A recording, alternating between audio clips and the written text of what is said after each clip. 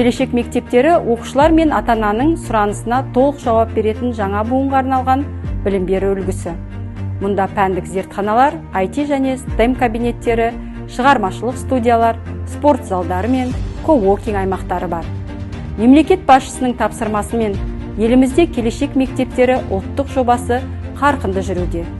Оның аясында 2025 жылдың соңына дейін 460 мың оқушы орнына арналған 217 жаңа форматтағы мектеп салу жоспарланған. Бүгінге дейін жаңа форматтағы 128 мектеп салынды, ал 2025 жылдың соңына дейін тағы 89 мектептің құрылысы аяқталып, іске қосылады. Яғни жоба аясында 2 жылда 460 мың оқушы орнына арналған 217 заманауи мектеп салынуда.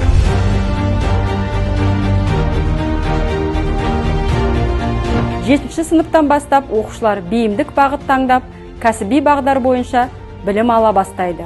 Оларға жеке тәлімгер, бағытталған курстар және арнайы цифрлық платформа Мансап компасы көмектеседі.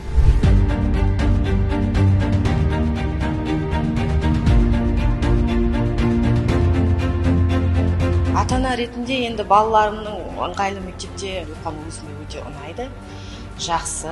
Бұрынғы мектептермен салыстырған кезде әлдеқайда жақсы жағдайда оқып жатыр қазір балаларымыз.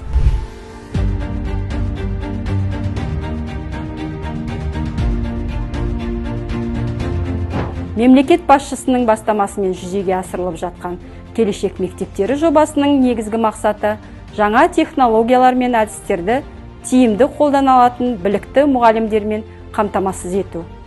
Жаңа форматтағы мектептерде педагогтардың кәсіби шеберлігі үздіксіз арттыруға басымдық беріледі.